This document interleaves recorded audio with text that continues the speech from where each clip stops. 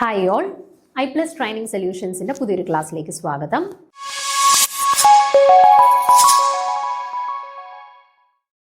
ഇന്ന് നമ്മൾ ഡിസ്കസ് ചെയ്യാനായിട്ട് പോകുന്നത് നമ്മുടെ സ്പെക്ട്രോസ്കോപ്പി എന്ന് പറയുന്ന ചാപ്റ്ററുമായിട്ട് റിലേറ്റ് ചെയ്തിട്ടുള്ള കുറച്ച് MCQ ഡിസ്കഷൻ സെഷനാണ്. അപ്പം നമ്മുടെ സ്പെക്ട്രോസ്കോപ്പി എന്ന് പറയുമ്പോൾ നിങ്ങൾക്കറിയാം, അതിനകത്ത് ഓൾറെഡി ഇൻക്ലൂഡഡ് ആയിട്ടുള്ളത് നമ്മുടെ IR സ്പെക്ട്രോസ്കോപ്പി ഉണ്ട്, അതേപോലെ തന്നെ UV സ്പെക്ട്രോസ്കോപ്പി ഉണ്ട്, അതുപോലെ തന്നെ റൊട്ടേഷണൽ അല്ലെങ്കിൽ മൈക്രോവേവ് സ്പെക്ട്രോസ്കോപ്പി, IR അല്ലെങ്കിൽ vibrational spectroscopy. Okay, then electronic സ്പെക്ട്രോസ്കോപ്പിയാണ് UV visible spectroscopy, then NMR spectroscopy, Raman spectroscopy. ഇത്രയും ഈ 5 എണ്ണമാണ് നമുക്ക് പ്രധാനമായിട്ട് നോക്കാനായിട്ടുള്ളത്. ESR EPR ഒക്കെ കുറച്ചും കൂടെ ഹയർ ലെവൽസിലോട്ട് വരുമ്പോഴാണ്, അതുകൊണ്ട് അതിവിടെ ഡിസ്കസ് ചെയ്യുന്നില്ല കേട്ടോ. ESR EPR ഒന്നും നമുക്ക് കുറച്ചുകൂടെ ഒരു PG ലെവലിലോട്ടൊക്കെ വരുമ്പോഴാണ് നമ്മൾ കൂടുതൽ ഡീറ്റെയിൽ ആയിട്ട് പഠിക്കുന്നത്. മോസ്ബാർ സ്പെക്ട്രോസ്കോപ്പി, അതുപോലെ ESR EPR സ്പെക്ട്രോസ്കോപ്പി ഒക്കെ കേട്ടോ. അപ്പോൾ അത് മാസ് സ്പെക്ട്രോസ്കോപ്പി അതൊന്നും നമ്മൾ ഇവിടെ നോക്കുന്നില്ല. നമ്മൾ ഈ പറയുന്ന 5 കാര്യങ്ങൾ, നമ്മുടെ rotational, vibrational, Raman, NMR, UV visible spectroscopy, ഇത്രയും കാര്യങ്ങൾ മാത്രമാണ് നമുക്ക് സ്പെക്ട്രോസ്കോപ്പി റിലേറ്റഡ് ആയിട്ട് നോക്കാനായിട്ടുള്ളത്. ഓക്കെ, അപ്പം സ്പെക്ട്രോസ്കോപ്പിയിൽ ഞാൻ ഈ എല്ലാ സ്പെക്ട്രോസ്കോപ്പിയും കൂടി ഇൻക്ലൂഡഡ് ആയിട്ടുള്ള ഒരു ക്വസ്റ്റ്യൻ ഡിസ്കഷൻ ആണ് കേട്ടോ. സ്പെസിഫിക് ആയിട്ട് ഇപ്പോൾ NMR അല്ലെങ്കിൽ റൊട്ടേഷണൽ അല്ലെന്നുണ്ടെങ്കിൽ വൈബ്രേഷണൽ അങ്ങനെയല്ല, ഞാൻ എല്ലാം കൂടെ കമ്പൈൻഡ് ആയിട്ടുള്ള ക്വസ്റ്റ്യൻസ് ആണ് ആഡ് ചെയ്തിട്ടുള്ളത്. അപ്പം നമുക്ക് നോക്കാം. അത് ഇതിൽ കൂടുതൽ ചോദ്യങ്ങളും മുന്നത്തെ പല എക്സാംസിലും ചോദിച്ചിട്ടുള്ള ചോദ്യങ്ങൾ അതുപോലെ പേസ്റ്റ് ചെയ്തേക്കാണ് കേട്ടോ. അപ്പം നിങ്ങൾക്ക് ഒരു ഐഡിയ കിട്ടും എങ്ങനെയുള്ള ചോദ്യങ്ങളൊക്കെയാണ് സ്പെക്ട്രോസ്കോപ്പി റിലേറ്റഡ് ആയിട്ട് വരുന്നതെന്നുള്ളത്, എക്സാംസിന് വരുന്നതെന്നുള്ളത് കേട്ടോ. അപ്പോൾ ഒന്നാമത്തെ ചോദ്യം നോക്കുക, type of radiation used in NMR spectroscopy. NMR സ്പെക്ട്രോസ്കോപ്പിയിൽ ഏത് തരത്തിലുള്ള റേഡിയേഷൻസ് ആണ് യൂസ് ചെയ്യുന്നത്? വിസിബിൾ റേഡിയേഷൻസ് ആണോ, UV റേഡിയേഷൻസ് ആണോ, റേഡിയോ വേവ്സ് ആണോ, മൈക്രോവേവ്സ് ആണോ? ഇതാണ് ചോദ്യം. ഓക്കെ, അപ്പം നിങ്ങൾ ഈ ഒരു ചോദ്യമായിട്ട് ബന്ധപ്പെട്ട് ഇത് പഠിക്കുന്ന സമയത്ത് NMRലെ റേഡിയേഷൻ എന്താണ് അത് മാത്രമാണോ പഠിച്ചു വെക്കേണ്ടത്? അല്ല, നമ്മൾ പഠിച്ചിട്ടുള്ള ഓരോ സ്പെക്ട്രോസ്കോപ്പിയിൽ NMR ആയിക്കോട്ടെ, UV വിസിബിൾ സ്പെക്ട്രോസ്കോപ്പി അല്ലെങ്കിൽ ഇലക്ട്രോണിക് സ്പെക്ട്രോസ്കോപ്പി ആയിക്കോട്ടെ, അല്ലെന്നുണ്ടെങ്കിൽ നമ്മുടെ rotational spectroscopy, vibrational spectroscopy, Raman എല്ലായിടത്തും യൂസ് ചെയ്യുന്ന റേഡിയേഷൻസ് ആരാണ് എന്നുള്ളത് കൃത്യമായിട്ട് നോക്കി വെച്ചേക്കാം. നമുക്ക് ഏത് വേണമെങ്കിലും എക്സാമിന് ചോദിക്കാം കേട്ടോ. അപ്പോൾ ഓരോ ഇടത്തും യൂസ് ചെയ്യുന്ന റേഡിയേഷൻസ് കൃത്യമായിട്ട് നിങ്ങൾ പഠിച്ചിരിക്കുക. ഓക്കെ, അപ്പോൾ നോക്കിക്കേ, ഫസ്റ്റ് നമ്മുടെ ഇലക്ട്രോ മാഗ്നറ്റിക് റേഡിയേഷൻസിന്റെ അവരുടെ ഓർഡറും പഠിച്ചു വെച്ചേക്കണേ. അത് നമുക്ക് ചോദിക്കാറുണ്ട്. ഏറ്റവും കൂടുതൽ വേവ് ലെങ്ത് ഉള്ള ഇലക്ട്രോ മാഗ്നറ്റിക് റേഡിയേഷൻ, അല്ലെങ്കിൽ ഏറ്റവും വേവ് ലെങ്ത് കുറഞ്ഞവർ, അല്ലെങ്കിൽ ഏറ്റവും ഫ്രീക്വൻസി കൂടിയവർ, അല്ലെങ്കിൽ ഏറ്റവും ഫ്രീക്വൻസി കുറഞ്ഞവർ എന്നൊക്കെ പറഞ്ഞ് മാറ്റിയും മറിച്ചും ചോദിച്ചേക്കാം. അപ്പം ആ ഇലക്ട്രോ മാഗ്നറ്റിക് റേഡിയേഷൻസിനെ അവരുടെ ഇൻക്രീസിങ് വേവ് ലെങ്ത് ഓർഡറിൽ അറേഞ്ച് ചെയ്തിട്ടുള്ള ആ ഒരു ഓർഡർ നിങ്ങൾ കൃത്യമായിട്ട് തെറ്റാണ്ട് പഠിച്ചിരിക്കണം. ഞാനിവിടെ കൊടുത്തിട്ടുണ്ട്. ഇത് വേവ് ലെങ്ത് കൂടുന്ന ക്രമം അല്ലെങ്കിൽ ഫ്രീക്വൻസി കുറയുന്ന ക്രമം. Wave length frequency inverse relationship ആണല്ലോ. അപ്പോൾ ഒന്നെങ്കിൽ നമുക്ക് പറയാം വേവ് ലെങ്ത് കൂടുന്ന ക്രമം, അല്ലെങ്കിൽ പറയാം ഫ്രീക്വൻസി കുറയുന്ന ക്രമത്തിലാണ് ഇവിടെ റേഡിയേഷൻസിനെ അറേഞ്ച് ചെയ്ത് കൊടുത്തിട്ടുള്ളത്. അപ്പോൾ നോക്കിക്കേ, cosmic rays, gamma rays, X rays, UV, visible, IR, microwave and radio waves. ഈ രീതിയിലാണ് അവരുടെ ഓർഡർ പോകുന്നത്. അപ്പം ചില സമയത്ത് കോസ്മിക് വേവ്സ് കാണത്തില്ല, നമുക്ക് ഗാമ റേസ് വെച്ചിട്ടായിരിക്കും സ്റ്റാർട്ട് ചെയ്യുന്നത്. അതുകൊണ്ട് തന്നെ നമുക്കിപ്പോൾ ചോദിക്കുകയാണ് വേവ് ലെങ്ത് ഏറ്റവും കുറവുള്ളവർ ആരാണെന്ന് ചോദിച്ചു കഴിഞ്ഞാൽ ഗാമ റേസ് ആയിരിക്കും നമ്മുടെ ഓപ്ഷൻസിലുള്ളത്. ഇൻ കേസ് കോസ്മിക് റേസ് ഉണ്ട് എന്നുണ്ടെങ്കിൽ അത് എഴുതാം, അല്ലാന്നുണ്ടെങ്കിൽ നിങ്ങൾ ഗാമ റേസ് ആണ് ഓപ്റ്റ് ചെയ്യേണ്ടത് കേട്ടോ. അതേപോലെ തന്നെ ഫ്രീക്വൻസി ഏറ്റവും കൂടുതലുള്ളത് ആർക്കാണ് എന്ന് ചോദിക്കുമ്പം ഗാമ റേസ് ഓപ്ഷനിൽ ഗാമ റേസ് ആണെങ്കിൽ gamma rays, in case cosmic rays ഇവിടെ കൊടുത്തിട്ടുണ്ട് എന്നുണ്ടെങ്കിൽ കോസ്മിക് റേസ് മാർക്ക് ചെയ്യാം കേട്ടോ. അപ്പോൾ അതൊന്ന് ഓർത്ത് വെച്ചേക്കുക. അപ്പോൾ ഓർഡർ കൃത്യമായിട്ട് പഠിച്ചു വെച്ചേക്കുക. Cosmic rays, gamma rays, X rays, UV, visible, IR, microwave, radio waves കേട്ടോ. ഈ ഒരു ഓർഡറിലാണ് ഇവരുടെ വേവ് ലെങ്ത് കൂടി പോകുന്നത് അല്ലെങ്കിൽ ഫ്രീക്വൻസി കുറഞ്ഞു വരുന്നത്. അപ്പം വേവ് ലെങ്ത് ഏറ്റവും കൂടുതലുള്ളത് ആരാണ്? റേഡിയോ വേവ്സ് ആണ്. ആൻഡ് വേവ് ലെങ്ത് ഏറ്റവും കുറവുള്ളത് ആരാണ്? ഗാമ റേസ് ആണ് കേട്ടോ. ഇൻ കേസ് കോസ്മിക് ഓപ്ഷനിൽ ഉണ്ടെങ്കിൽ അത് മാർക്ക് ചെയ്യാം. ഓക്കെ, ഇനി ഫ്രീക്വൻസി ഏറ്റവും കുറവുള്ളത് ആർക്കാണ്?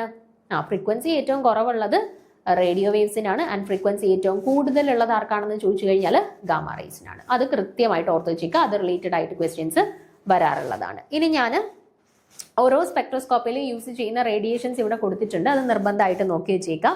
നമ്മൾ ആദ്യം പഠിച്ചത് റൊട്ടേഷണൽ സ്പെക്ട്രോസ്കോപ്പിയാണ്. റൊട്ടേഷണൽ സ്പെക്ട്രോസ്കോപ്പിനെ നമ്മൾ മൈക്രോവേവ് സ്പെക്ട്രോസ്കോപ്പി എന്ന് വിളിച്ചു അല്ലേ? കാരണം എന്താണ്?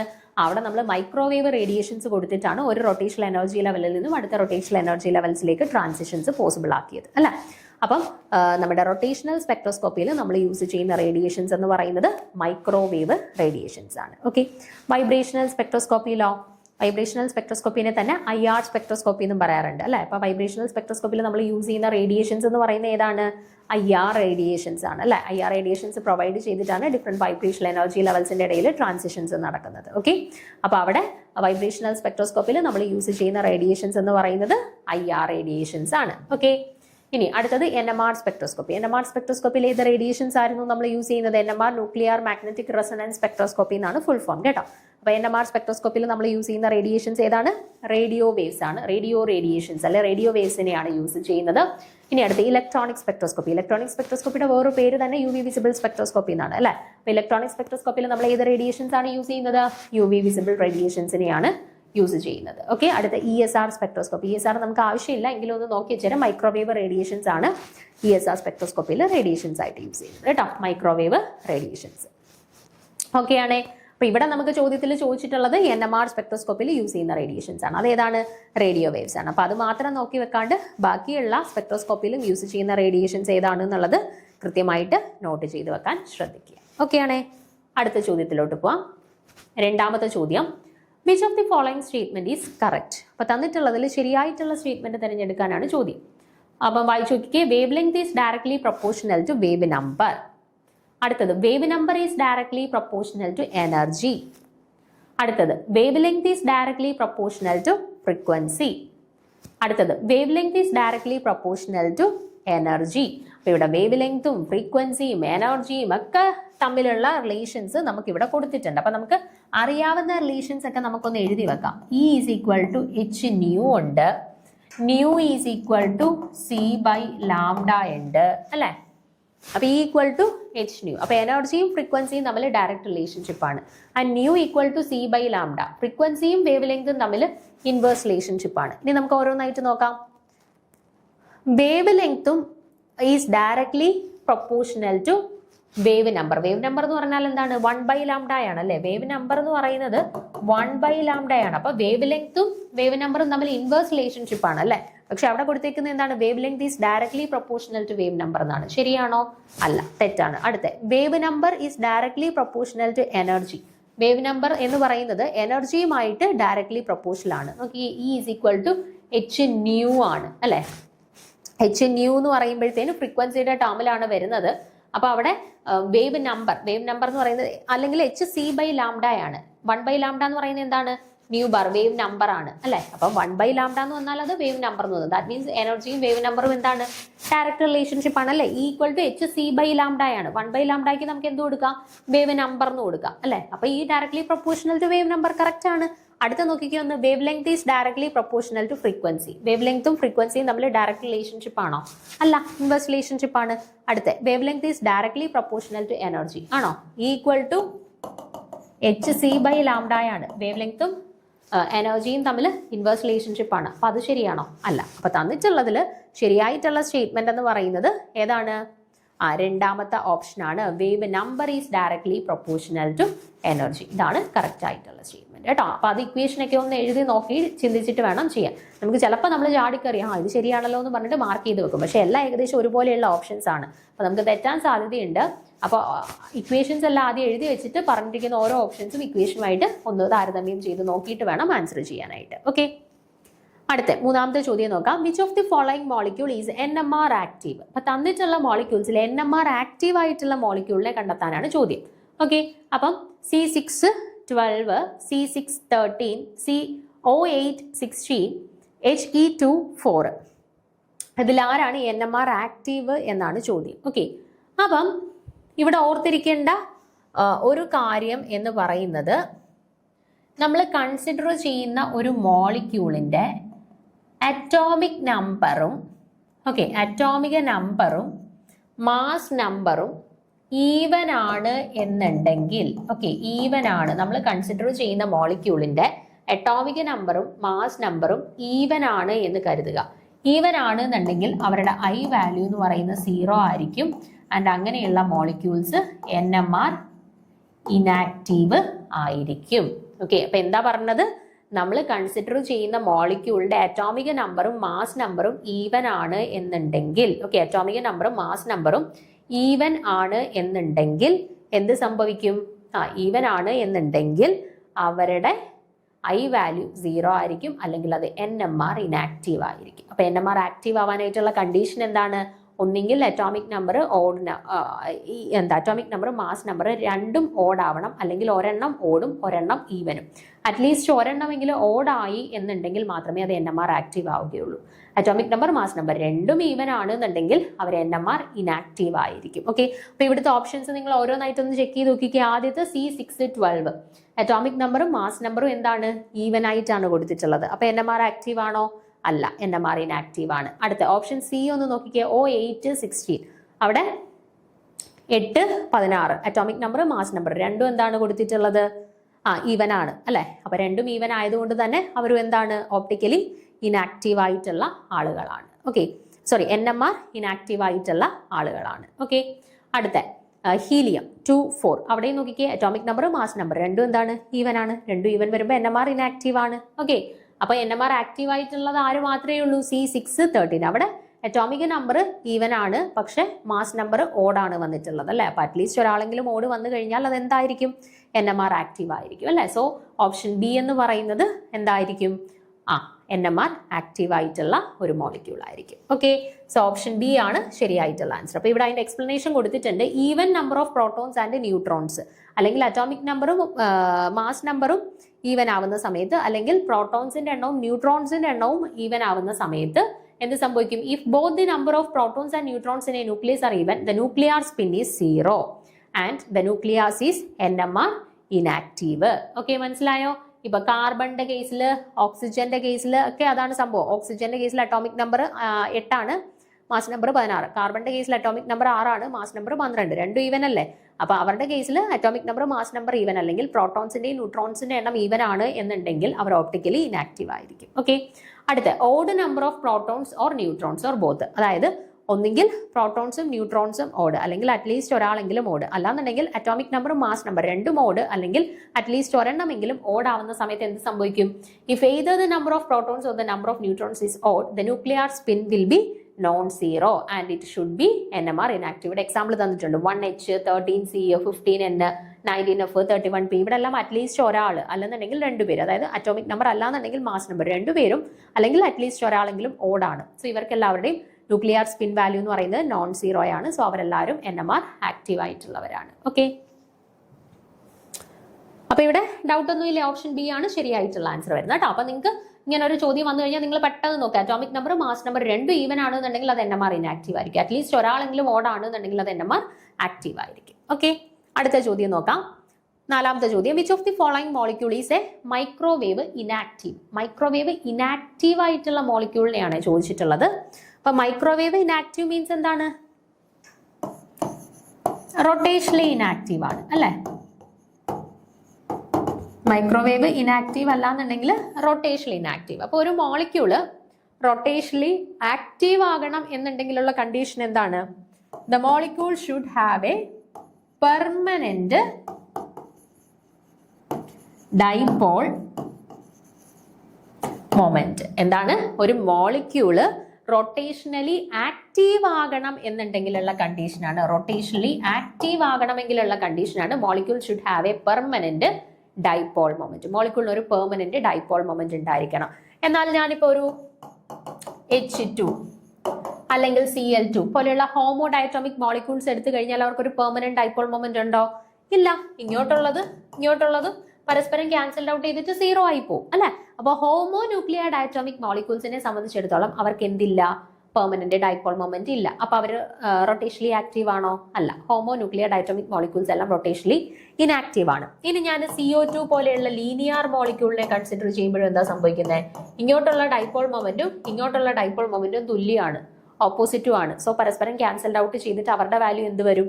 0 വരും. അപ്പൊ ലീനിയർ ആയിട്ടുള്ള മോളിക്യൂൾസിന്റെ കേസിലും ഹോമോന്യൂക്ലിയർ ഡയറ്റോമിക് മോളിക്യൂൾസിന്റെ കേസിലും എന്ത് വരും? അവരുടെ വാല്യൂ എന്ന് പറയുന്നത് 0. ഡൈപോൾ മൊമെന്റിന്റെ വാല്യൂ എന്ന് പറയുന്നത് 0 ആയിരിക്കും വരുന്നത്. ഓക്കെ, അപ്പം അല്ലാത്ത ടൈപ്പ് ഓഫ് മോളിക്യൂൾസിലാണ് യൂഷ്വലി ഒരു പെർമനന്റ് ഡൈപോൾ മൊമെന്റ് വരികയും അവർ റൊട്ടേഷനലി ആക്റ്റീവ് ആയിട്ട് മാറുകയും ചെയ്യുന്നത്. ഇപ്പൊ ഇവിടെ HCl കേസ് എടുത്തു, ഇങ്ങോട്ടുള്ളതും വ്യത്യാസമാണ്. അപ്പോൾ ഒരു നെറ്റ് ഡൈപോൾ മൊമെന്റ് ഉണ്ട്. സോ ഒരു പെർമനന്റ് ഡൈപോൾ മൊമെന്റ് ഉള്ളത് കൊണ്ട് തന്നെ HCl എന്താണ് റൊട്ടേഷനലി ആക്റ്റീവ് ആണ്, അല്ലെങ്കിൽ മൈക്രോവേവ് ആക്റ്റീവ് ആണ് എന്ന് പറയാം. എന്നാൽ H2 എടുക്കുമ്പോഴോ, ഞാൻ പറഞ്ഞു H2 എന്ന് പറയുന്നത് ഹോമോ ഡയറ്റോമിക് ആണ്. അങ്ങോട്ടും ഇങ്ങോട്ടും ഉള്ള dipole moment equal and opposite ആണ്. സോ അത് ക്യാൻസൽഡ് ഔട്ട് ചെയ്യുന്നു. അവരുടെ വാല്യൂ എന്താ പറയുക, പെർമനന്റ് ഡൈപോൾ മൊമെന്റ് ഉണ്ടോ? ഇല്ല. ദാറ്റ് ഈസ് അത് റൊട്ടേഷനലി ഇനാക്റ്റീവ് അല്ലെങ്കിൽ മൈക്രോവേവ് ഇനാക്റ്റീവ് ആയിട്ടുള്ളവരാണ് H2. ഇനി അതേസമയം HBr എടുത്താലോ, രണ്ട് വ്യത്യസ്ത മോളിക്യൂൾസ് ആണ് അല്ലേ, അവിടെ തീർച്ചയായിട്ടും ഒരു ഡൈപോൾ മൊമെന്റ് ഉണ്ട്. CO എടുത്തു കഴിഞ്ഞാലോ, രണ്ട് വ്യത്യസ്ത മോളിക്യൂളാണ്, അവിടെയും തീർച്ചയായിട്ടും എന്തുണ്ട്, ഒരു പെർമനന്റ് ഡൈപോൾ മൊമെന്റ് ഉണ്ട്. പക്ഷെ ഇത് CO2 ആയിരുന്നു എങ്കിൽ ഉണ്ടായിരുന്നോ? ഇല്ല. ലീനിയർ ആണ്, സെയിം ആളുകളാണ് ലെഫ്റ്റിലും റൈറ്റിലും ഉള്ളത്. സോ ക്യാൻസൽ ഔട്ട് ചെയ്തിട്ട് ഡൈപോൾ മൊമെന്റ് 0 ആയിരുന്നു. പക്ഷെ CO സംബന്ധിച്ചിടത്തോളം അവർക്ക് ഒരു പെർമനന്റ് ഡൈപോൾ മൊമെന്റ് ഉണ്ട്. സോ ഓപ്റ്റിക്കലി ആക്റ്റീവ് ആണ്, മൈക്രോവേവ് ആക്റ്റീവ് ആണ്. ഓക്കെ, അപ്പൊ തന്നിട്ടുള്ളതിൽ മൈക്രോവേവ് ഇനാക്റ്റീവ് ആയിട്ടുള്ളത് ആര് മാത്രമേ ഉള്ളൂ? H2 മാത്രമേ ഉള്ളൂ. ഓപ്റ്റിക്കലി മൈക്രോവേവ് ഇനാക്റ്റീവ് അല്ലെങ്കിൽ റൊട്ടേഷനലി ഇനാക്റ്റീവ് ആയിട്ടുള്ളത്. ഓക്കെ, ഇത് ഇമ്പോർട്ടന്റ് ആണ്. പല മോളിക്യൂൾസ് മാറ്റി മറിച്ചിട്ടിട്ട് തന്നിട്ടുള്ളതിൽ റൊട്ടേഷനലി ആക്റ്റീവ് അല്ലെങ്കിൽ റൊട്ടേഷനലി ഇനാക്റ്റീവ് അല്ലെങ്കിൽ വൈബ്രേഷനലി ആക്റ്റീവ് അല്ലെങ്കിൽ വൈബ്രേഷനലി ഇനാക്റ്റീവ് തിരഞ്ഞെടുക്കുക എന്ന് പറഞ്ഞിട്ട് മിക്ക പരീക്ഷകൾക്കും ക്വസ്റ്റ്യൻസ് വരാറുള്ളതാണ്. വളരെ ഇമ്പോർട്ടന്റ് ആണ്. പക്ഷെ പഠിച്ചു കഴിഞ്ഞാൽ സിമ്പിൾ ആണ്, എന്തായാലും മാർക്ക് സ്കോർ ചെയ്യാം. ഓക്കെ, അപ്പൊ ക്ലിയർ ആണല്ലോ പറഞ്ഞ കാര്യങ്ങൾ? ഞാൻ വീണ്ടും റിപ്പീറ്റ് ചെയ്യണം. ഞാൻ പറഞ്ഞ കാര്യങ്ങൾ തന്നെയാണ് എഴുതിയിട്ടുള്ളത്. പെർമനന്റ് ഡൈപോൾ മൊമെന്റ് ഉണ്ടായിരിക്കണം. HCl, CO, NO ഒക്കെ റൊട്ടേഷനലി ആക്റ്റീവ് ആയിരിക്കും. പക്ഷെ H2, Cl2, CO2 പോലെയുള്ളവർക്ക് പെർമനന്റ് ഡൈപോൾ മൊമെന്റ് ഇല്ല. സോ അവർ റൊട്ടേഷനലി ആക്റ്റീവ് അല്ല. പറഞ്ഞ കാര്യങ്ങൾ തന്നെയാണ് കേട്ടോ. അടുത്ത ചോദ്യം, അഞ്ചാമത്തെ ചോദ്യം. ഇതും ഒത്തിരിയും തവണ ചോദിച്ചിട്ടുള്ളതാണ്. Which of the following is known as the fingerprint region in IR spectroscopy? IR സ്പെക്ട്രോസ്കോപ്പിയിൽ ഫിംഗർ പ്രിന്റ് റീജിയൻ എന്നറിയപ്പെടുന്നത് ഏത് റേഞ്ചിലുള്ള റീജിയനെയാണ്? 900 to 1400 centimetre inverse, 12500 to 400 centimetre inverse, 666 to 50 centimetre inverse, 666 to 4000 centimetre inverse. അപ്പൊ ഇതിലേത് റീജിയനെയാണ് ഫിംഗർ പ്രിന്റ് റീജിയൻ എന്നറിയപ്പെടുന്നത്? അപ്പൊ എന്തുകൊണ്ടാണ് ഈ റീജിയനെ ഫിംഗർ പ്രിന്റ് റീജിയൻ എന്നറിയപ്പെടുന്നത്? അതായത് നമുക്കറിയാം നമ്മുടെ ഫിംഗർ പ്രിന്റ് എന്ന് പറയുന്നത് ഐഡന്റിക്കൽ ആണ്. ഒരാൾക്കുള്ള ഫിംഗർ പ്രിന്റ് പോലെ വേറൊരാൾക്കുണ്ടോ? ഇല്ല. അപ്പൊ അതേപോലെ ഒരു മോളിക്യൂളിനെ സംബന്ധിച്ചിടത്തോളം അവരുടെ ഐഡന്റിക്കൽ ആയിട്ടുള്ള ഒരു റീജിയനെയാണ് നമ്മൾ ഫിംഗർ പ്രിന്റ് റീജിയൻ എന്ന് പറയുന്നത്. അതായത് നോർമലി രണ്ട് മോളിക്യൂൾ ഞാൻ കൺസിഡർ ചെയ്തു. രണ്ട് മോളിക്യൂളിലും ഒരു OH ഗ്രൂപ്പ് ഉണ്ട് എന്നുണ്ടെങ്കിൽ രണ്ടുപേരുടെയും OHന്റെ കറസ്പോണ്ടിങ് ആയിട്ട് എനിക്ക് കിട്ടുന്ന പീക്ക് എന്ന് പറയുന്നത് സെയിം ആയിരിക്കും. ഏകദേശം ഒരു 3000, 3100, 3200 ആ ഒരു റേഞ്ചിൽ എനിക്ക് ഐഡന്റിക്കൽ ആയിട്ടുള്ള ഒരു പീക്ക് ആയിരിക്കും കിട്ടുന്നത്. അപ്പൊ എനിക്ക് ആ ഒരു OHന്റെ പീക്ക് നോക്കിയിട്ട് ഇത് A എന്ന് പറയുന്ന മോളിക്യൂളാണ്, ഇത് B എന്ന് പറയുന്ന മോളിക്യൂളാണ് എന്ന് എനിക്ക് ഡിസ്ട്രിബ്യൂഷൻ ചെയ്യാനായിട്ട് ബുദ്ധിമുട്ടായിരിക്കും. പക്ഷേ ഈ ഒരു ഫങ്ഷണൽ ഗ്രൂപ്പ്സ് അല്ലാത്ത റീജിയൻസ്, അതായത് CH3, CH2 അങ്ങനെ ഗ്രൂപ്പുകൾ വരുന്ന സമയത്ത് ഒരാൾക്ക് കിട്ടുന്ന പീക്ക് ഐഡന്റിക്കൽ ആയിട്ട് യാതൊരു കാരണവശാലും വേറൊരു മോളിക്യൂളിന് കിട്ടത്തില്ല. ഫങ്ഷണൽ ഗ്രൂപ്പ് റീജിയൻ അല്ലാത്ത റീജിയനിൽ ഒരു മോളിക്യൂളിന് കിട്ടുന്ന പീക്കിന് ഐഡന്റിക്കൽ ആയിട്ടുള്ള ഒരു പീക്ക് വേറൊരു മോളിക്യൂളിന് യാതൊരു കാരണവശാലും കിട്ടാൻ സാധ്യതയില്ല. അതുകൊണ്ടാണ് ഒരാളുടെ ഐഡന്റിറ്റി ആണ് ആ റീജിയൻ, അതിനെയാണ് നമ്മൾ ഫിംഗർ പ്രിന്റ് റീജിയൻ എന്ന് വിളിക്കുന്നത് കേട്ടോ. അപ്പൊ ഏത് റീജിയന്റെ ഇടയിലാണ് ഒരു മോളിക്യൂളിന് കിട്ടുന്ന പോലത്തെ പീക്ക് വേറൊരു മോളിക്യൂളിന് കിട്ടാത്തത്? ഏകദേശം 900 മുതൽ 1400 സെന്റിമീറ്റർ ഇൻവേഴ്സ് വരെയുള്ള റീജിയനിലാണ് ഇതുപോലെ ഐഡന്റിക്കൽ ആയിട്ടുള്ള പീക്ക്, അല്ലെങ്കിൽ ഒരാൾക്ക് കിട്ടുന്നത് പോലെയുള്ള ഒരു പീക്ക് ഐഡന്റിക്കൽ ആയിട്ട് മറ്റൊരാൾക്ക് കിട്ടാതിരിക്കുന്നത് കേട്ടോ. അതുകൊണ്ട് ഫിംഗർ പ്രിന്റ് റീജിയനെ അറിയപ്പെടുന്നത് ഏത് റീജിയൻ ടു ഏത് റീജിയന്റെ ഇടയിലാണ്? 900 to 1400 സെന്റിമീറ്റർ ഇൻവേഴ്സ് വരെയുള്ള റീജിയനെയാണ് നമ്മൾ ഫിംഗർ പ്രിന്റ് റീജിയൻ എന്ന് സാധാരണ അറിയപ്പെടുന്നത്. ഓക്കെ, സോ ഓപ്ഷൻ A ആണ് ഇവിടെ കറക്റ്റ് ആൻസർ. ഇവിടെ കൊടുത്തിട്ടുണ്ട്. ചിലപ്പോൾ 900, 1400, 900, 1500 അങ്ങോട്ടും ഇങ്ങോട്ടും 100ന്റെ ഒക്കെ വ്യത്യാസം കാണും കേട്ടോ. എന്തായാലും ഈ ഒരു റേഞ്ച് ആണ് കേട്ടോ. ദ റീജിയൻ 1400 അല്ലെങ്കിൽ 1500 to 900 centimetre inverse in the infrared spectrum is known as the fingerprint region. Okay, IR സ്പെക്ട്രത്തിലാണ് നമ്മൾ ഈ ഫിംഗർ പ്രിന്റ് റീജിയൻ പറയുന്നത് കേട്ടോ. It is the characteristic of A molecule. അതൊരു മോളിക്യൂളിന്റെ കേസിൽ അത് പെർമനന്റ് ആണ്, ഫിക്സ്ഡ് ആണ്. വേറൊരാൾക്ക് അതുപോലെ ഐഡന്റിക്കൽ ആയിട്ട് വരില്ല. No two compounds have the identical bands in this region. Thus, the fingerprint region of an IR spectrum is very useful for establishing the identity of two compounds. രണ്ട് കോമ്പൗണ്ട്സിനെ നമുക്ക് വേർതിരിച്ചറിയാൻ അല്ലെങ്കിൽ അവരുടെ ഐഡന്റിറ്റി എക്സ്പ്ലെയിൻ ചെയ്യുന്നതിന് വേണ്ടിയിട്ട് നമുക്ക് ഏറ്റവും ബെനിഫിഷ്യൽ ആയിട്ടുള്ള ഒന്ന് അവരുടെ ഫിംഗർ പ്രിന്റ് റീജിയന്റെ കറസ്പോണ്ടിങ് ആയിട്ടുള്ള സ്പെക്ട്രം ആണ്. ഓക്കെ, ഓപ്ഷൻ A ആണ് കറക്റ്റ് ആൻസർ ആയിട്ട് വരുന്നത്. അടുത്ത ചോദ്യം, ഇത് വളരെ ഇമ്പോർട്ടൻ്റ് ആണ്, കുറേ പ്രാവശ്യം റിപ്പീറ്റ് ചെയ്ത് ചോദിക്കാറുണ്ട്, ഇത് മാറി മാറി ചോദിക്കാറുണ്ട്.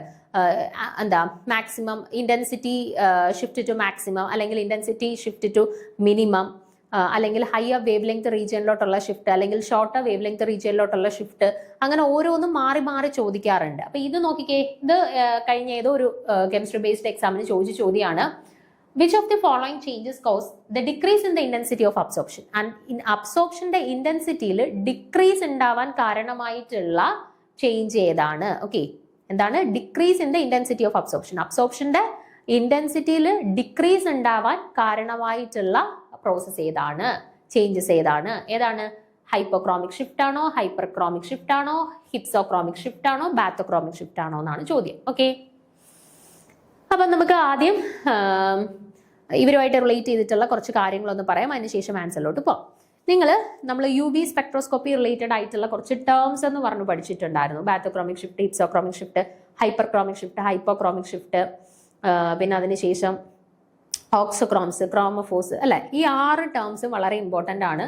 ഇതുമായിട്ട് ബന്ധപ്പെട്ട് ചോദ്യങ്ങൾ മിക്ക പരീക്ഷകൾക്കും മാറിയും തിരിഞ്ഞല്ലോ ചോദിക്കാം. എനിക്കത് കഴിഞ്ഞ ഫിംഗർ പ്രിന്റിനും ഉണ്ടായിരുന്നു, അല്ലെ? ഫിംഗർ പ്രിന്റിനും നമ്മുടെ ഈ ഒരു കൺസെപ്റ്റ് റിലേറ്റഡ് ആയിട്ട് ചോദ്യം ഉണ്ടായിരുന്നു. ഓക്കെ, അപ്പൊ ഇത് നിങ്ങൾ കൃത്യമായിട്ട് മനസ്സിലാക്കിയിരിക്കണം, തിരിഞ്ഞു പോകാൻ സാധ്യതയുള്ളതാണ്. അതുകൊണ്ടാണ് റിപ്പീറ്റഡ്ലി പറയുന്നത് നിങ്ങൾ നിർബന്ധമായിട്ട് നോക്കണം എന്നുള്ളത്. അപ്പൊ നോക്കിക്കേ, ഇവിടെ ആദ്യം നമുക്ക് അടുത്തൊരു ചോദ്യം വരുമ്പോൾ ഓക്സോക്രോംസും ക്രോമോഫോസും ഡീറ്റെയിൽ ആയിട്ട് പറയാം. ഇവിടെ ഞാൻ ഈ പറയുന്ന പോലെ bathochromic shift, hypsochromic shift, hyperchromic shift and hypochromic ഷിഫ്റ്റിനെ കുറിച്ചിട്ടാണ് പറയുന്നത്.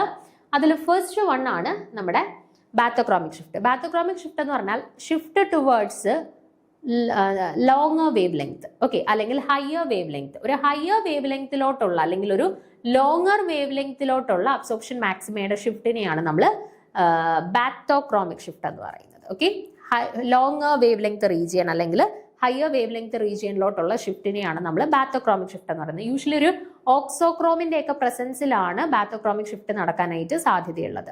ഇനി ഇവിടെ ലോങ്ങർ വേവ് ലെങ്തിലോട്ടാണ് ഷിഫ്റ്റ് നടക്കുന്നതെന്ന് പറഞ്ഞു. ഓക്കെ, വേവ് ലെങ്ത് ഏറ്റവും കൂടുതലുള്ളവർ റെഡ് ആണ് എന്നുള്ളത് നമുക്കറിയാം, അല്ലെ? അപ്പൊ ലോങ്ങർ വേവ് ലെങ്തിലോട്ട് ഷിഫ്റ്റ് നടക്കുന്നത് കൊണ്ട് തന്നെ ബാത്തോക്രോമിക് ഷിഫ്റ്റിനെ റെഡ് ഷിഫ്റ്റ് എന്ന് പറയുന്ന ഒരു പേരിലും അറിയപ്പെടുന്നുണ്ട്. Okay, such an absorption shift towards the longer wavelength is called red shift or bathochromic shift. കേട്ടോ, ലോങ്ങർ വേവ് ലെങ്തിലോട്ടുള്ള ഈ ഒരു ഷിഫ്റ്റിനെയാണ് നമ്മൾ എന്ത് വിളിക്കുക? ബാത്തോക്രോമിക് ഷിഫ്റ്റ്, അല്ലാന്നുണ്ടെങ്കിൽ റെഡ് ഷിഫ്റ്റ് എന്ന് വിളിക്കുക. കേട്ടോ, റെഡ് ഷിഫ്റ്റ് അല്ലെങ്കിൽ ബാത്തോക്രോമിക് ഷിഫ്റ്റ് എന്ന് വിളിക്കുക. ഓക്കെ, അടുത്തത് ഹിപ്സോക്രോമിക് ഷിഫ്റ്റ്. ബാത്തോക്രോമിക് ഷിഫ്റ്റിന്റെ നേരെ ഓപ്പോസിറ്റ് ആണ് ഹിപ്സോക്രോമിക് ഷിഫ്റ്റ്. അതായത് ബാത്തോക്രോമിക് ഷിഫ്റ്റ് എന്ന് പറഞ്ഞാൽ ലോങ്ങർ വേവ് ലെങ്ത് റീജിയനിലോട്ടുള്ള ഷിഫ്റ്റ് ആയിരുന്നു, അല്ലെ? അപ്പൊ ഹിപ്സോക്രോമിക് ഷിഫ്റ്റ് എന്ന് പറയുന്നതോ ഷോർട്ടർ വേവ് ലെങ്തിലോട്ടുള്ള ഷിഫ്റ്റ് ആണ്. Shift towards shorter wavelength. അപ്പൊ ഷോർട്ടർ വേവ് ലെങ്ത് എന്ന് പറയുമ്പോൾ എന്താണ്?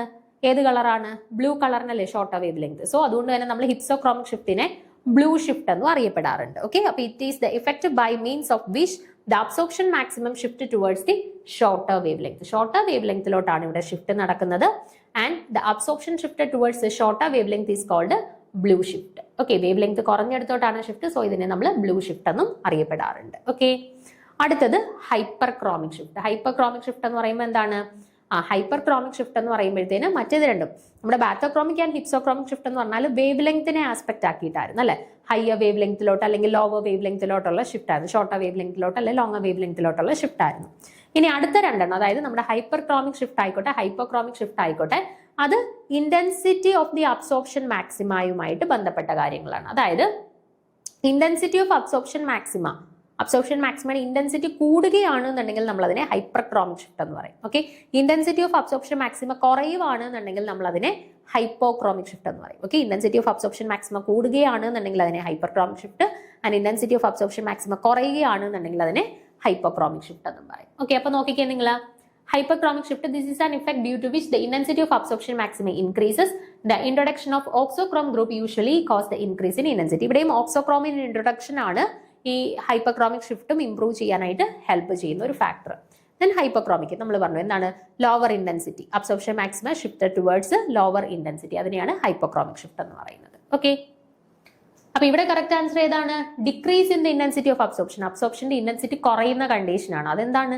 ഇന്റൻസിറ്റിയുമായിട്ട് റിലേറ്റ് ചെയ്ത് എന്തായാലും ഹൈപ്പർക്രോമിക് ആൻഡ് ഹൈപ്പോക്രോമിക് ആണ്. അതിൽ ഹൈപ്പർക്രോമിക് എന്ന് പറയുമ്പോൾ ഇന്റൻസിറ്റി കൂടുന്ന അവസ്ഥയാണ്. അപ്പൊ ഇന്റൻസിറ്റി കുറയുന്ന അവസ്ഥയിലോട്ടുള്ള ഷിഫ്റ്റിനെ എന്താ അറിയപ്പെടുക? ഹൈപ്പോക്രോമിക് ഷിഫ്റ്റ് ആണ് കേട്ടോ. ഓപ്ഷൻ എ ആണ് കറക്റ്റ് ആൻസർ ആയിട്ട് വരുന്നത്. ഇതിൽ ഏത് വേണമെങ്കിലും നമുക്ക് ചോദിക്കാം കേട്ടോ. വേവ് ലെങ്ത് കൂടുന്നത്, വേവ് ലെങ്ത് കുറയുന്നത്, ഇന്റൻസിറ്റി കൂടുന്നത്, ഇന്റൻസിറ്റി കുറയുന്നത്, ഏത് വേണേലും മാറിയും തിരിഞ്ഞും പല എക്സാംസിനും ചോദിക്കാം കേട്ടോ. അതുകൊണ്ട് തിരിഞ്ഞു പോവാതെ കൃത്യമായിട്ട് മനസ്സിലാക്കി വെച്ചേക്കുക. അടുത്തത് നമ്മുടെ UV സ്പെക്ട്രോസ്കോപ്പി റിലേറ്റഡ് ആയിട്ടുള്ള ഒരു ചോദ്യമാണ്. ഇതും കുറേ തവണ ചോദിച്ചിട്ടുണ്ട്, പല പരീക്ഷകൾക്ക് മാറിയും തിരിഞ്ഞും ചോദിച്ചിട്ടുണ്ട് കേട്ടോ. A molecule that gives IR active vibrations. Sorry ഞാൻ ഉദ്ദേശിച്ച ചോദ്യമല്ല ഇത്. നമ്മുടെ IR നേരത്തെ നമ്മൾ മൈക്രോവേവ് ആക്റ്റീവ് മോളിക്യൂളുമായിട്ട് ബന്ധപ്പെട്ട ഒരു ചോദ്യം കണ്ടില്ലേ? അതേപോലെ തന്നെ IR ആക്റ്റീവ് മോളിക്യൂളുമായിട്ട് ബന്ധപ്പെട്ട അല്ലെങ്കിൽ തന്നിട്ടുള്ളതിൽ IR ആക്റ്റീവ് വൈബ്രേഷൻസ് തരുന്ന മോളിക്യൂൾ ആരാണ് എന്നായിരുന്നു ചോദ്യം. ഓക്കെ, അപ്പൊ ഇവിടെ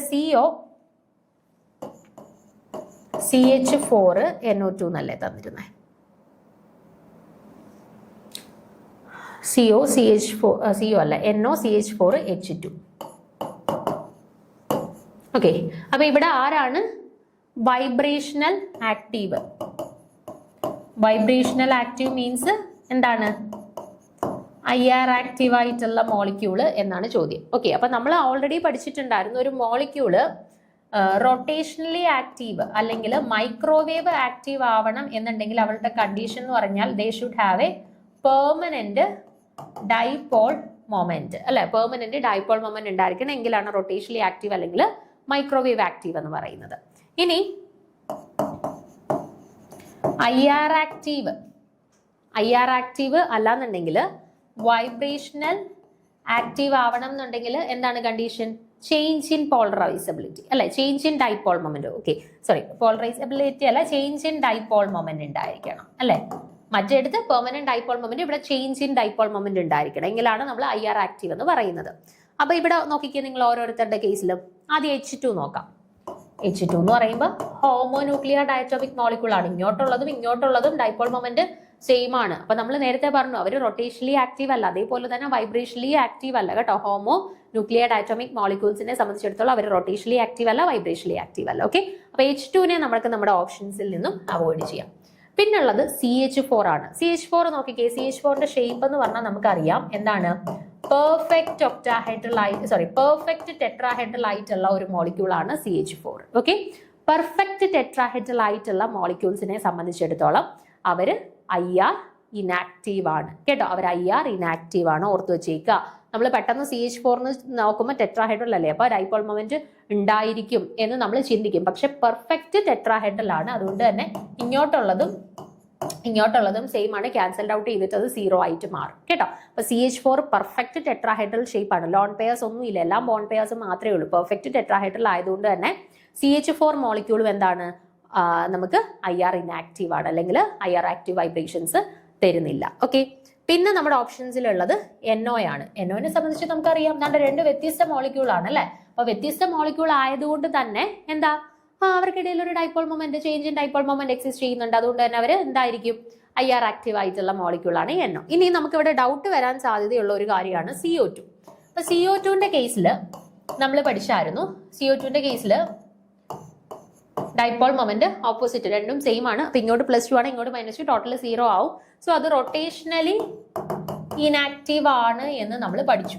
ഓക്കെ, അപ്പം വൈബ്രേഷണലി നമ്മൾ നോക്കുന്ന സമയത്ത് ഇങ്ങോട്ടും ഓപ്പോസിറ്റ് ക്യാൻസൽഡ് ഔട്ട് ചെയ്തു, 0 വരുന്നു. സോ വൈബ്രേഷണലി ഇനാക്റ്റീവ് ആണ് എന്ന് നമ്മൾ ചിന്തിക്കാം. പക്ഷെ അങ്ങനെയല്ല, നമ്മൾ ഡിഫറെന്റ് ടൈപ്സ് ഓഫ് വൈബ്രേഷൻസ് പഠിച്ചിട്ടുണ്ടായിരുന്നു അല്ലെ? അവിടെ നമ്മൾ stretching vibrations, bending vibrations, stretching വൈബ്രേഷൻസിൽ തന്നെ സിമെട്രിക് സ്ട്രെച്ചിങ്, അസിമെട്രിക് സ്ട്രെച്ചിങ് എന്നൊക്കെ പഠിച്ചിട്ടുണ്ടായിരുന്നു അല്ലെ? അപ്പൊ കാർബൺ ഡയോക്സൈഡിന്റെ കേസിൽ നമ്മൾ പഠിച്ചായിരുന്നു അവർക്ക് അസിമെട്രിക് സ്ട്രെച്ചിങ് പോസിബിൾ ആണ് അല്ലെ? അസിമെട്രിക് സ്ട്രെച്ചിങ് എന്ന് മീൻസ് ഒരു സൈഡിലോട്ട് സ്ട്രെച്ച് ചെയ്യുന്നു, ഒരു സൈഡിൽ സ്ട്രെച്ച് ചെയ്യുന്നില്ല. അപ്പൊ നോക്കിക്കേ, ഇങ്ങോട്ടുള്ള ഡൈപോൾ മൊമെന്റ് കൂടുതലാണ്, ഇങ്ങോട്ടുള്ളത് കുറവാണ്. പിന്നെ എഫക്ട് അസിമെട്രിക് സ്ട്രെച്ചിങ് വൈബ്രേഷൻസ് നടക്കുന്ന സമയത്ത് അവർക്കൊരു ഡൈപോൾ മൊമെന്റ് ഉണ്ട്. ഓക്കെ, അപ്പൊ CO2 എന്ന് പറയുന്ന മോളിക്യൂള് നമുക്ക് വൈബ്രേഷണലി ഇനാക്റ്റീവ് ആണ് എന്ന് പറയാൻ പറ്റുമോ ലീനിയർ ആയതുകൊണ്ട്? ഇല്ല. അവിടെ അസിമെട്രിക് സ്ട്രെച്ചിങ് പോസിബിൾ ആയതുകൊണ്ട് തന്നെ കാർബൺ ഡയോക്സൈഡ് ലീനിയർ ആണെങ്കിൽ പോലും അവര് വൈബ്രേഷണലി ആക്റ്റീവ് ആണ്. എല്ലായ്പ്പോഴും അല്ല, ചില സന്ദർഭങ്ങളിൽ. ഇപ്പൊ സിമെട്രിക് സ്ട്രെച്ചിങ് ആണ് നടക്കുന്നുണ്ടെങ്കിൽ ആക്റ്റീവ് ആണോ? ഇല്ല, രണ്ടിടത്തോട്ട് ഒരേപോലെയാണ് സിമെട്രിക്കലി ആണ് സ്ട്രെച്ച് ചെയ്തേക്കുന്നതെങ്കിൽ രണ്ടും പരസ്പരം ക്യാൻസൽ ഔട്ട് ചെയ്ത് 0 വരുന്നു. അവർക്ക് പെർട്ടിക്കുലർ വാല്യൂ ഒന്നുമില്ല, അവർ വൈബ്രേഷനിൽ ഇനാക്റ്റീവ് ആയിരിക്കും. പക്ഷെ അസിമെട്രിക് സ്ട്രെച്ചിങ് നടക്കുന്ന സമയത്ത് അവർക്ക് ഡൈപോൾ മൊമെന്റിൽ ഒരു വാല്യൂ ഉണ്ട്. സോ അവർ വൈബ്രേഷനിലി ആക്റ്റീവ് ആയിരിക്കും. അപ്പോൾ ഓർത്ത് വെച്ചേക്കുക, കാർബൺ ഡയോക്സൈഡ് വൈബ്രേഷനിലി ആക്റ്റീവ് ആണ് എന്നും പറഞ്ഞ് എപ്പോഴും വൈബ്രേഷനിലി ആക്റ്റീവ് അല്ല. ചില സ്പെസിഫിക് കണ്ടീഷൻസിൽ അത് വൈബ്രേഷനിലി ആക്റ്റീവ് ആണ്, ചില കണ്ടീഷൻസിൽ അത് വൈബ്രേഷനിലി ഇനാക്റ്റീവുമാണ്. ഓക്കെ, സോ അതൊന്ന് പ്രത്യേകം ഓർത്തിരിക്കുക കേട്ടോ. നമ്മളെ തെറ്റിക്കാൻ വേണ്ടിയിട്ട് നമുക്ക് CO2 നമ്മുടെ ഓപ്ഷൻസിൽ ഇട്ട് തരാൻ സാധ്യതയുണ്ട്. അപ്പൊ റൊട്ടേഷനിലി ആക്റ്റീവ് ഓർ ഇനാക്റ്റീവ് ചോദിക്കുന്ന സമയത്താണ് CO2 വരുന്നതെങ്കിൽ നമുക്ക് ഡൗട്ട് അടിക്കേണ്ട കാര്യമില്ല. റൊട്ടേഷണൽ കണ്ടീഷനിൽ CO2 ഇനാക്റ്റീവ് ആണ്. പക്ഷെ വൈബ്രേഷണൽ കണ്ടീഷനിലാണ് CO2 ഓപ്ഷൻ ആയിട്ട് വരുന്നതെന്നുണ്ടെങ്കിൽ അസിമെട്രിക്ക് വരുന്ന സമയത്ത് അത് ആക്റ്റീവ് ആവാനായിട്ടുള്ള സാധ്യതയുമുണ്ട്. ഓക്കെ.